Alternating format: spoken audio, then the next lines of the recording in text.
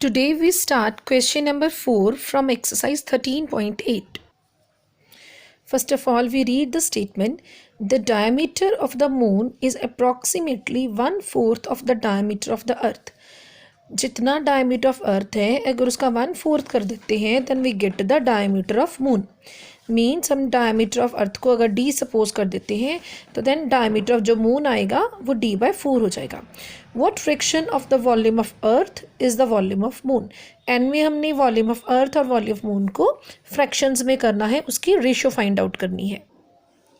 अब solution start करते हैं. अर्थ उसका हमने डायमीटर सपोज कर लिया डी. यहाँ पर मैंने लेट वर्ड लिख दिया, let diameter of earth is D. Radius d/2 हो जाएगा. अब अगर हमने इसका वॉल्यूम सॉल्व करना है 4/3 पाई आर क्यूब फार्मूला लगा, क्योंकि जो अर्थ की शेप होती है वो सफ़ेयर जैसी होती है. अब 4/3 पाई की वैल्यू पुट करने की कोई ज़रूरत नहीं है. आर हमारे पास d/2 d/2 d/2. देन हम 4/3 सेम रहने देते हैं, पाई भी सेम. This is d⁻3/8. ये हमारे पास बन गया वॉल्यूम. ठीक है, अब हम वॉल्यूम ऑफ अर्थ बन गया. अब हमने मून की बात करनी है, तो यहाँ पर कोई उसमें सेंटीमीटर मीटर कुछ भी नहीं है, एज इट इज़ रहेगा. लिखना चाहो तो यूनिट क्यूब लिख सकते हो. अब हम मून पे आते हैं. मून का उसने बोला हुआ है डायमीटर ऑफ मून जो है वो अर्थ का डायमीटर का 1/4 पार्ट है.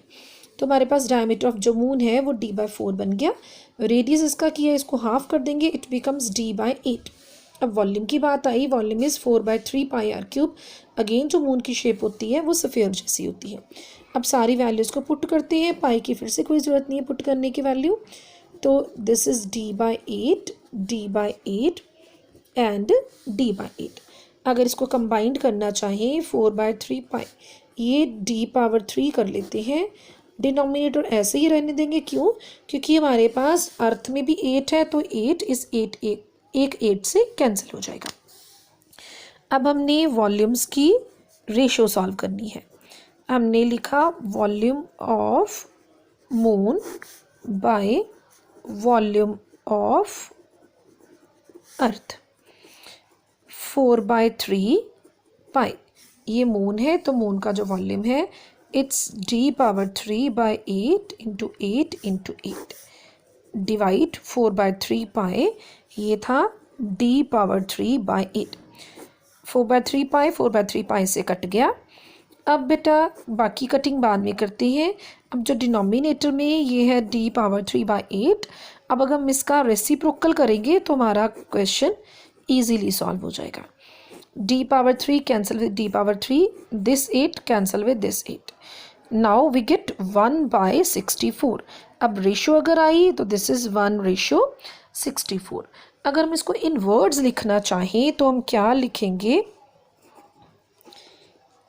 Hence, the volume of moon is 1/64th the volume of earth. Now this is our answer. Statement of question number 5 is, how many liters of milk can be hemispherical bowl of diameter 10.5 centimeter hold?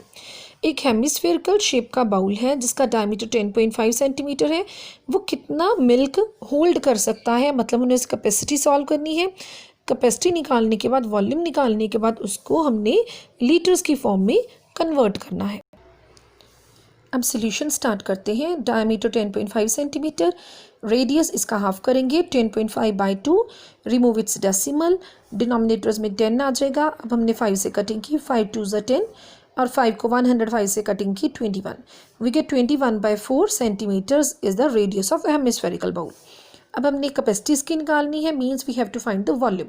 Volume of hemispherical bowl is 2/3 pi r cube. 2/3 pi 22/7 r cube. 21/4 21/4 21/4. अब cutting करते हैं. 7 3 ज़ा 21, इस 21 से cut हो गया. 2 को 4 से काटा 2. Again this 2 cancel with 22, we get 11. अब हमारे पास 11 इंटू 21 इंटू 21. इन तीनों की प्रोडक्ट करनी है, डिनोमिनेटर में 4 × 4। हमारे पास आफ्टर कैलकुलेशन इनकी मल्टीप्लिकेशन की और फिर इसको हमने डिवाइड किया, then we get 303.187 centimetres cube. अब बेटा हमारा क्वेश्चन था, हमने इसको लीटर्स की फॉर्म में कन्वर्ट करना है। हमें एक रिज़ल्ट पता है 1000 centimetre cube is equals to 1 litre. अब हमारे पास 1 सेंटीमीटर क्यूब की वैल्यू चाहिए, तो ये आ जाएगा 1/1000 लीटर्स। क्या करेंगे, 303.187 को 1000 के साथ डिवाइड करेंगे, देन रिज़ल्ट हमारा लीटर्स में बन जाएगा।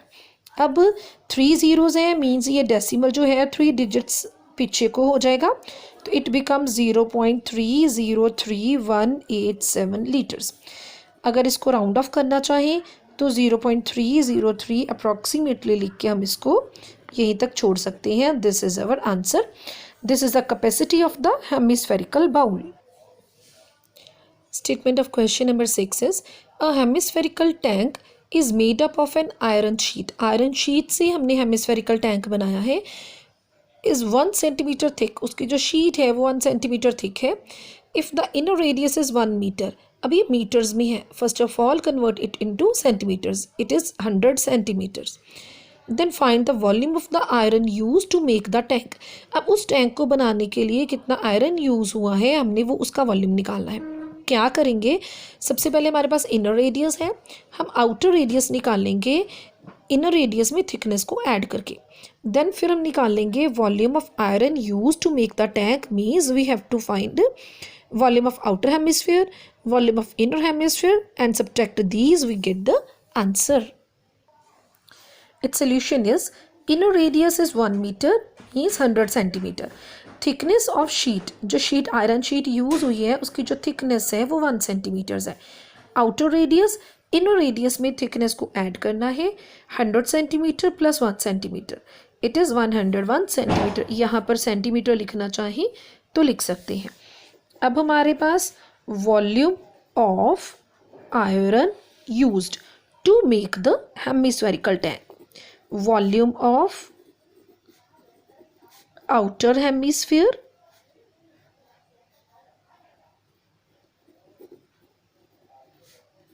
minus volume of inner hemisphere। अब फॉर्मूला हमारे पास हेमिस्फीयर है, it is 2/3 pi capital r cube minus 2/3 pi small r cube. अगर लिखना चाहें तो यहाँ पर जो इनर रेडियस था यहाँ पर स्मॉल आर लिख सकते हैं और आउटर रेडियस में हम क्या करेंगे, this is capital r. Now 2/3 pi common आ जाएगा, r cube minus small r cube, ये हमारे पास ब्रैकेट्स में रह जाएगा।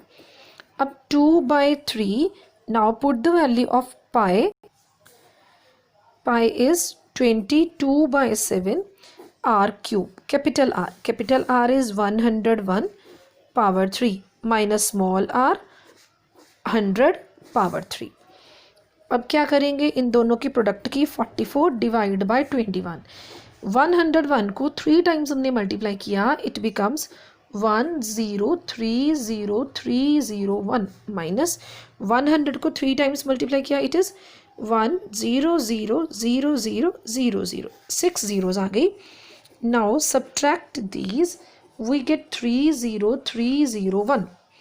अब अगेन इसकी कैलकुलेशंस हमने की, 44 को 30,301 से मल्टीप्लाई किया, it is 1333244। Now divide these, we get 63,487.81।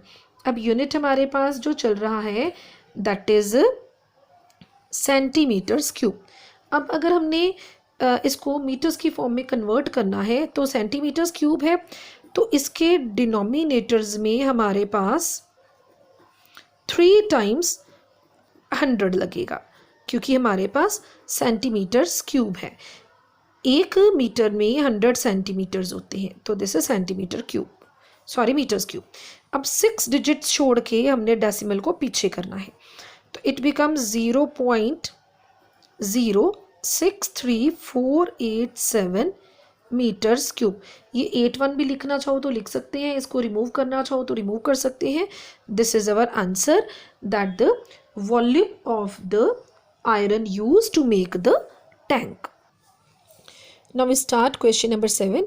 Find the volume of the sphere whose surface area is 154 centimeter square.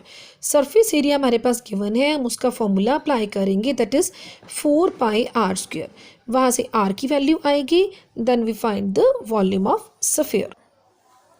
Solution of 7th question is surface area of sphere 4 pi r square formula होता है इसका, और 154 centimetre square ये given है। सबसे पहले पाई की value put की 22/7। अब जो 22, 7 और 4 है, इनको क्रॉस मल्टीप्लाई करेंगे। 7 डिनोमिनेटर की बजाय अब ये न्यूमरेटर में चला गया, और 4 × 22 जो न्यूमरेटर में थे अब ये डिनोमिनेटर्स में आ गए। अब कटिंग करेंगे, 2 से कट किया 11, इसको 154 को 2 से कट किया 77, 11 1 ज़ा 11, 11 7 ज़ा 77। तो r स्क्वायर इज न्यूमिनेटर में 7 × 7, डिनोमिनेटर में 4 को स्प्लिट कर दिया 2 × 2। तो जो r की वैल्यू आ गई वो आ गई 7/2 centimetre.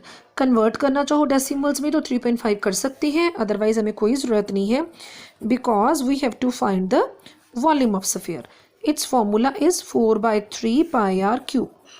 4/3, put the value of pi 22/7, r 7/2, 7/2, 7/2, power 3 थी तो 3 टाइम्स लिखा हमने। 7 कैंसिल विद 7, 2 को 22 से काटा 11, 2 2 ज़ा 4, ये कैंसिल हो गया इस 4 से। न्यूमिनेटर में आया 11 × 7 × 7 divide by 3। Multiply these terms, we get 539/3 and divide it, convert it into mixed fractions. It becomes 179 × 2/3 centimeters cube. This is our volume.